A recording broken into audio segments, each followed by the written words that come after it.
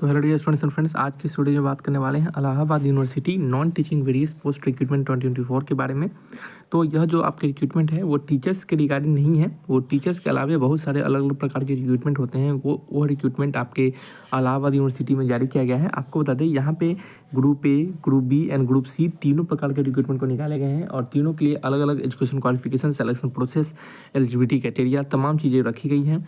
तो हम आपको सभी अलग अलग जो आपके ग्रुप हैं और उन सभी ग्रुप में डिफरेंट टाइप्स का पोस्ट हैं, उन सभी पोस्टों के बारे में, उन सभी ग्रुप के बारे में आपको कंप्लीट डिटेल्स को देंगे और आपको एक बार एक चीज़ समझा देंगे और बाद बाकी सारे पोस्ट को आप अपने अनुसार एलिजिबिलिटी क्राइटेरिया को देखकर समझ पाएंगे। ठीक है, क्योंकि अगर सारे पोस्ट को, सारे ग्रुप वाइज एक एक पोस्ट को बताने लगेंगे तो वीडियोस कम से कम आधा घंटा से ऊपर का हो जाएगा। ठीक है स्टूडेंट्स, तो ये आपको अच्छे से समझना है और जो इंपॉर्टेंट चीज़ होगी वो हम आपको यहाँ पे बताएंगे। ठीक है, तो चलिए बढ़ते हैं ऑफिशियल नोटिफिकेशन की ओर और वहाँ जाके कंप्लीट डिटेल्स को देते हैं। स्टूडेंट्स, हम सबसे पहले ग्रुप ए से स्टार्ट करेंगे, फिर ग्रुप बी और फिर ग्रुप सी की ओर जाएंगे। ठीक है, तो आप जिस भी एजुकेशन क्वालिफिकेशन को फुलफिल करते होंगे तो आप उसको देखते चलेंगे। ठीक है, और सभी सैलरी, सभी स्ट्रक्चर, सभी कुछ एक ही साथ हम आपको बताते हुए चलेंगे। तो चलिए बढ़ते हैं ऑफिशियल नोटिफिकेशन की ओर। तो स्टूडेंट्स, आप सभी लोग देख रहे होंगे, ये आपका ऑफिशियल नोटिफिकेशन है जो कि यूनिवर्सिटी ऑफ इलाहाबाद के द्वारा जारी किया गया है। ये ग्रुप ए पोस्ट के रिगार्डिंग है स्टूडेंट्स। अब जल्दी से समझ लेते हैं, यहाँ पे जो ग्रुप ए पोस्ट के रिगार्डिंग जो सभी के फॉर्म भरने का जो डेट है वो 1/3/2024 से लेकर 1/4/2024 तक इस फॉर्म को भरा जाएगा और इसके बीच में अपने फॉर्म को भर लेना है। फ़ी का, फॉर्म भरने का जो फ़ी है वो आप यहाँ से चेक कर सकते हैं स्टूडेंट्स। यहाँ पे पोस्ट है वो क्या क्या पोस्ट है उसे समझ लीजिएगा और उनके सैलरी क्या होंगे उसे समझ लीजिएगा। स्टूडेंट्स, यहाँ पे पोस्ट को देखेंगे तो सबसे पहले पोस्ट डिप्टी रजिस्टर है, फिर आपका डायरेक्टर है आपका, फिर इलेक्ट्रॉनिक शॉप इंजीनियर है। तो टोटल यहाँ पे 10 पोस्ट है ग्रुप ए के रिगार्डिंग। सभी ग्रुप ए पोस्ट हैं और सभी के सैलरी स्ट्रक्चर यहाँ दर्शाए गए हैं और कैटेगरी वाइज वैकेंसी भी यहाँ पे बता दिए गए हैं।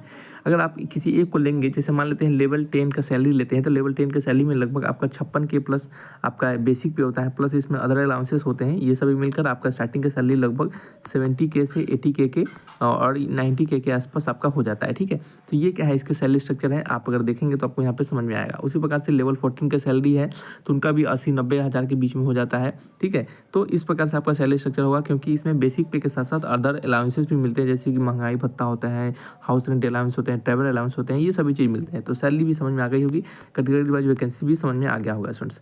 अब आप समझिएगा कि इसके रिगार्डिंग एजुकेशन क्वालिफिकेशन क्या मांगे गए हैं और एज लिमिट क्या रखा गया है। स्टूडेंट्स, हम आपको सिर्फ एक पोस्ट के बताएंगे, बाद बाकी सारे पोस्ट को आप खुद से समझ सकते हैं। स्टूडेंट्स, डिप्टी रजिस्ट्रार का पहला पोस्ट था, टोटल 10 पोस्ट था ग्रुप ए में। तो डिप्टी रजिस्ट्रार का जो पोस्ट था उसमें 45 ईयर का एज रखा गया है। 45 ईयर से ज़्यादा आपका एज नहीं होना चाहिए। यहाँ पे मास्टर डिग्री मांगा गया है 55% मार्क्स के साथ।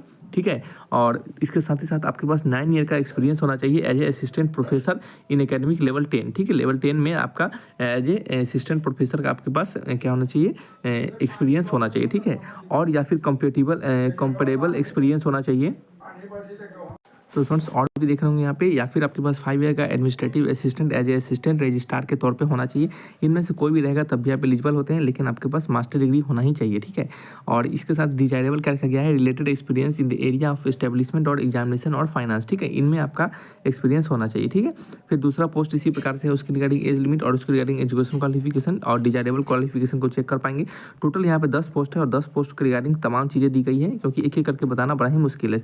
इसमें देख सकते हैं एक ही नोटिफिकेशन में हमारा 3.5 मिनट बीत चुका है और 2 नोटिफिकेशन अभी ग्रुप बी और ग्रुप सी का बचा ही हुआ है। तो यहाँ पे देखेंगे तो इसके रिगार्डिंग जो सिलेक्शन प्रोसेस है उसमें आपको सिंपल कहा गया है कि 15 जो कैंडिडेट होंगे वो प्रत्येक पोस्ट के रिगार्डिंग आपको सेलेक्ट किए जाएंगे और इस 15 कैंडिडेट के यहाँ पे इंटरव्यू के आधार पे क्या होगा, आपका सिलेक्शन होगा। ठीक है, तो आप समझिए कि किसी एक पोस्ट है, जैसे असिस्टेंट रजिस्ट्रार का पोस्ट था, उस पोस्ट पे आपको 15 कैंडिडेट को बुलाया जाएगा और उस 15 कैंडिडेट मान लेते हैं अगर 100 कैंडिडेट फॉर्म भरते हैं तो उसमें से 15 कैंडिडेट को छाटा जाएगा उस फॉर्म में से और उस 15 कैंडिडेट को इंटरव्यू के लिए बुलाया जाएगा और उस इंटरव्यू के आधार पे आपका सिलेक्शन होगा। ठीक है, ये सारे ग्रुप ए पोस्ट के रिगार्डिंग ये आपका क्राइटेरिया है सिलेक्शन प्रोसेस का। ठीक है, तो यहाँ पे ग्रुप ए का पोस्ट का टोटल 10 पोस्ट है यहाँ पे। अब हम ग्रुप बी पोस्ट की ओर चलते हैं। तो स्टूडेंट्स, आप सब लोग देख रहे होंगे, ये आपका ऑफिशियल नोटिफिकेशन है जो कि ग्रुप बी पोस्ट के रिगार्डिंग है। यहाँ भी फॉर्म भरने का डेट वही रखा गया है और फ़ी का जो है फॉर्म फ़ी वो भी सेम टू सेम है। यहाँ पे अगर पोस्ट को देखेंगे तो टोटल 10 पोस्ट यहाँ पे भी है। पहला है असिस्टेंट इंजीनियर का, फिर आपका क्यूरेटर का, फिर इंस्ट्रक्टर का और इसके रिगार्डिंग ग्रुप बी पोस्ट है और इसके रिगार्डिंग लेवल 6 लेवल 7 का सैलरी है। स्टूडेंट्स, आपको थोड़ा सा बता दें,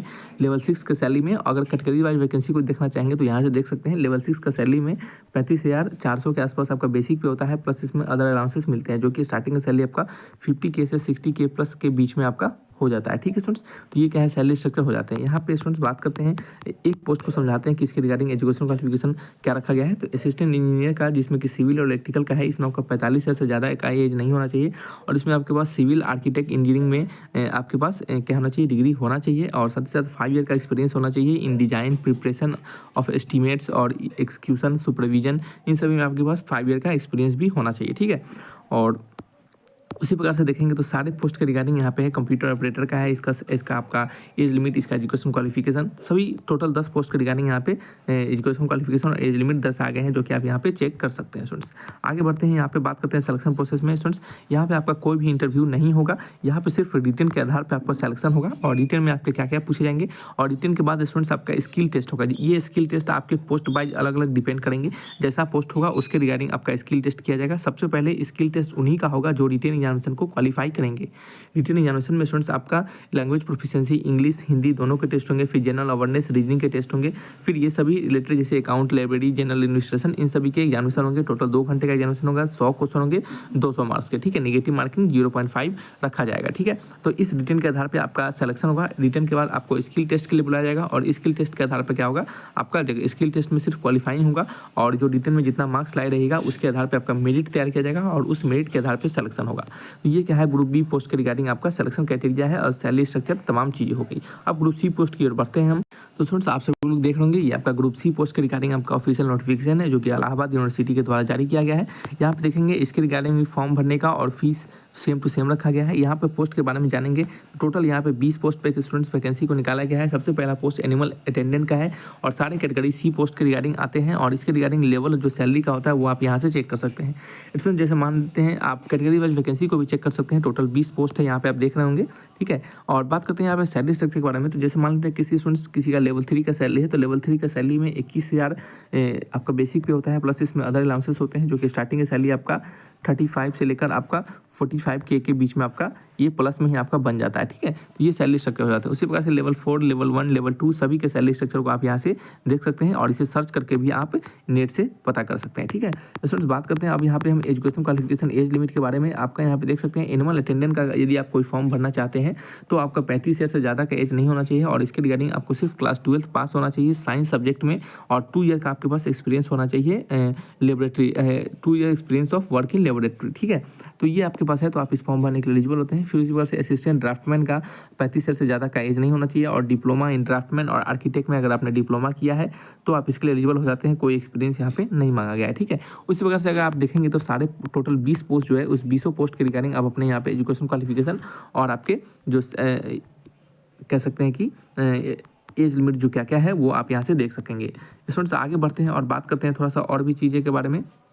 स्टूडेंट्स अब हम बात करने वाले हैं यहाँ पे सिलेक्शन क्राइटेरिया के बारे में। तो सिलेक्शन क्राइटेरिया को समझ लीजिएगा। देखिए स्टूडेंट्स यहाँ पे क्या है, ग्रुप सी में 2 प्रकार के पोस्ट हो जाते हैं। ठीक है, एक पोस्ट है वो जिसमें कोई भी स्किल नहीं होना चाहिए। ठीक है, बिना स्किल के आपको एग्जामिनेशन के लिए बुलाया जाएगा और आपको वहाँ पे एग्जामिनेशन होगा। ठीक है, तो अब समझिएगा कि वो स्किल में कैसे कैसे होंगे। जैसे मान लेते हैं यहाँ पे ग्रुप सी के कुछ पोस्ट है जिसमें कि कोई स्किल नहीं मांगा गया है और कुछ ऐसे पोस्ट है जिसमें स्किल मांगा गया है। वो कौन से पोस्ट है जिसमें स्किल मांगा गया है वो हम आपको बताएंगे। पहले यह समझ लीजिएगा कि जिनमें स्किल नहीं मांगा गया है उनका सिलेक्शन कैसे होगा।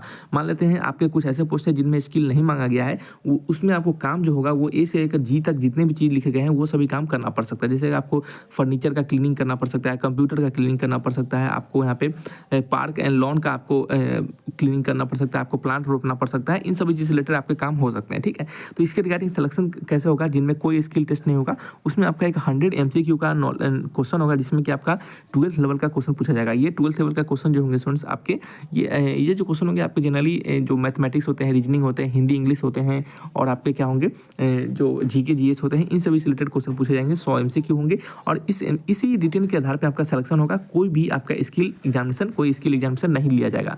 लेकिन कुछ ऐसे पोस्ट है जिनमें स्किल एग्जामिनेशन होंगे, जैसे कि कुछ MTS के पोस्ट है, जैसे कि ये सभी पोस्ट जैसे किचन अटेंडेंट हो गया, प्लम्बर हो गया, प्लम्बर ऑपरेटर हो गया, AC मैकेनिक हो गया, कारपेंटर हो गया, वायरमैन हो गया। इन सभी के जितने भी पोस्ट हैं इन सभी पोस्ट में स्टूडेंट्स आपका क्या होगा, स्किल टेस्ट होगा और उसके आधार पर सिलेक्शन होगा। इसमें भी क्या होंगे स्टूडेंट्स, यदि यदि प्रत्येक पोस्ट के रिगार्डिंग 15 से कम कैंडिडेट होंगे तो सिर्फ आपका स्किल टेस्ट के आधार पर क्या होगा, आपका सिलेक्शन कर लिया जाएगा। लेकिन इसमें अगर आपके प्रत्येक पोस्ट के रिगार्डिंग 15 से ज़्यादा कैंडिडेट आपके यहाँ पे फॉर्म को भरेंगे तो आपका क्या होगा स्टूडेंट्स, यहाँ पे स्किल टेस्ट के साथ साथ आपका रिटन एग्जामिनेशन भी होगा। यानी पहले रिटन होगा, फिर कुछ स्टूडेंट को छांट दिया जाएगा और उस बचे हुए स्टूडेंट्स का फिर स्किल टेस्ट होगा और उसके आधार पर सिलेक्शन किया जाएगा। ठीक है, तो इसमें इस प्रकार से होगा कि मान लेते हैं प्रत्येक पोस्ट के रिगार्डिंग, जैसे एक एनवायरनमेंट का पोस्ट है, इसके रिगार्डिंग 15 से 14-13 ही आपके टोटल कैंडिडेट का एप्लीकेशन आया है तो आपको सिर्फ स्किल टेस्ट के आधार पर सिलेक्शन किया जाएगा। लेकिन आपका मान लेते हैं 25, 50, 100 इस प्रकार से नंबर ऑफ आपके एप्लीकेंट हैं तो वहाँ पे आपका रिटन के आधार पे आपका मेरिट निकाला जाएगा और फिर उस बचे हुए कैंडिडेट का स्किल टेस्ट करवाया जाएगा। तो ये क्या है, इसके रिगार्डिंग सिलेक्शन प्रोसेस है जो कि आपको सभी चीज़ समझ में आ गया होगा स्टूडेंट्स। और जो भी स्किल टेस्ट वाले आपके पोस्ट हैं वो आप इसे यहाँ से पढ़ के समझ सकते हैं और जो नॉन स्किल वाले हो जाएंगे वो बचे हुए सारे पोस्ट जो होंगे वो क्या होंगे, नॉन स्किल में आ जाएंगे, जो कि पहला वाला जो है उसके रिगार्डिंग। ठीक है, तो ये आपके पूरा सिलेक्शन प्रोसेस है, सैलरी है, सभी चीज़ें हैं जो कि आपको हमने बताया। अगर कोई डाउट होगा तो हमसे कमेंट बॉक्स में लिखकर बिल्कुल पूछिएगा। तो रखते हैं इस वीडियो को, मिलेंगे नेक्स्ट वीडियो में। Thanks for watching.